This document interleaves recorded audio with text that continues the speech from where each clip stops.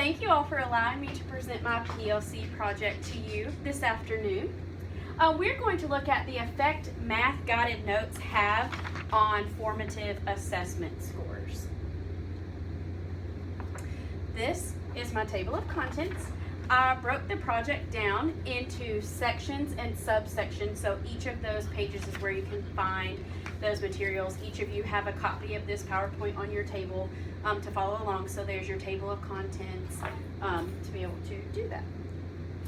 All right, first of all, we want to look at our vision statement for my classroom. And so mine says, we, the students of classroom 139, will give our best effort to create a learning environment where all learners are on task, all learners are respectful to themselves and others, all learners are successful each and every single day.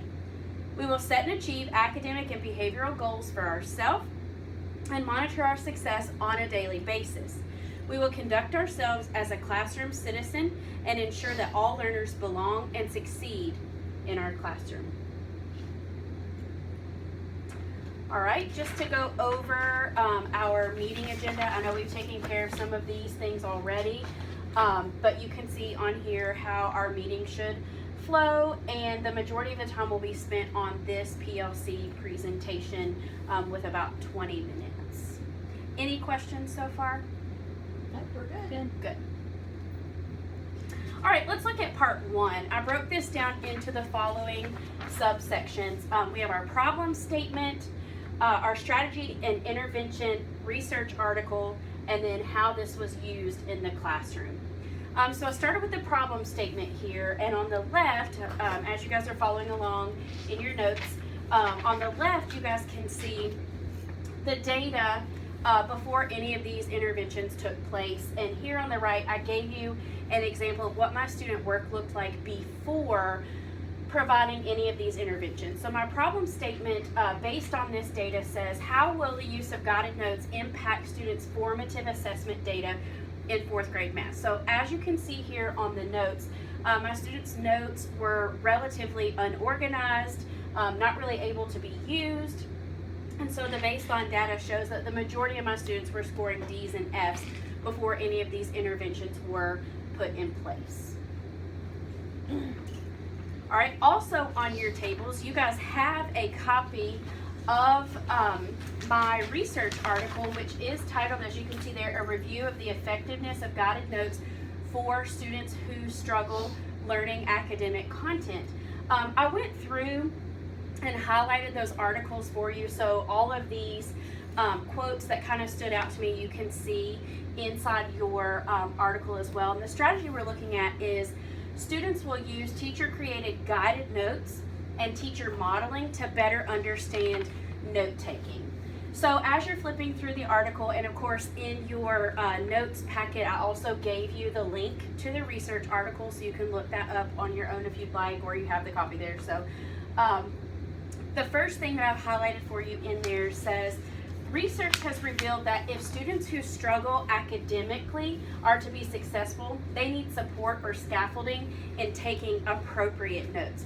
I think oftentimes our students get so wrapped up in not knowing how to take notes that it becomes such a chore, they're not focused on the content.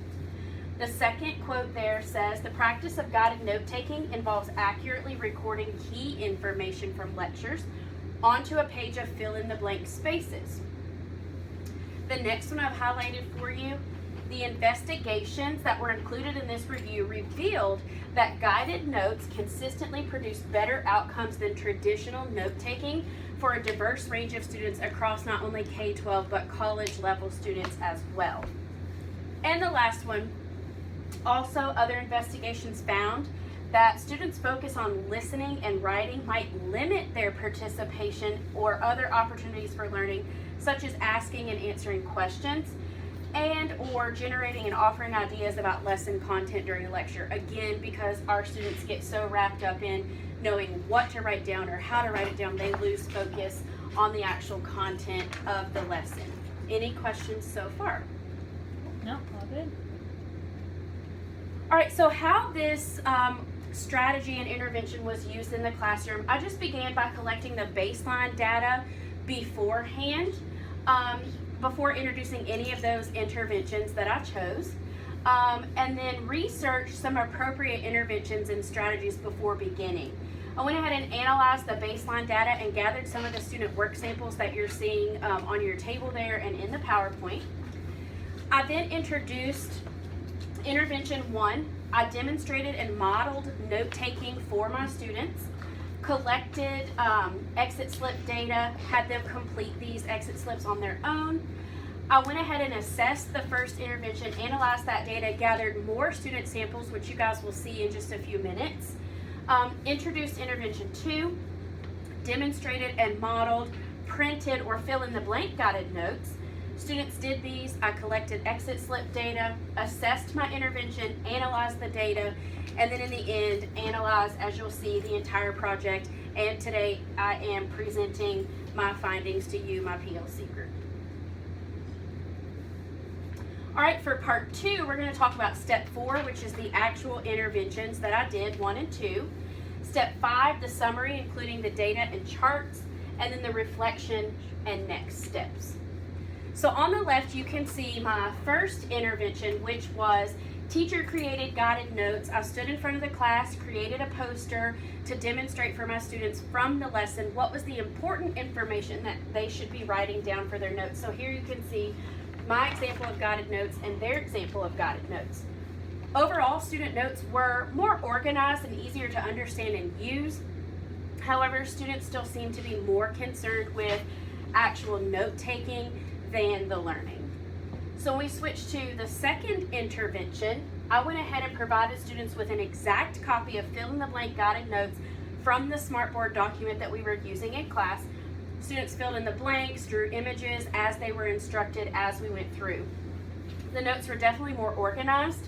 Students were more focused on the content and material they were learning than the actual note-taking itself. So both of these are student examples as well. So you can see, compared to the baseline data, the notes were a slight bit more organized here, but the fill-in-the-blank seemed to, as you'll see in a second, make the data look much better. So on the left here, my data after intervention 1, you can see the majority of students, even after intervention 1, still scored C, D, or Fs. Total percentage of C, D, or F scores was 60%. However, this was an improvement from the baseline, which showed a total percentage of C, D, or F scores was 63%. So we improved just slightly. When we came over here on the right to intervention 2, the majority of my students scored A's, B's, or C's at this point. So the total percentage of those scores was 88%. This was a major improvement from intervention 1, which if we look at the A, B, or C scores on intervention 1 was 61%.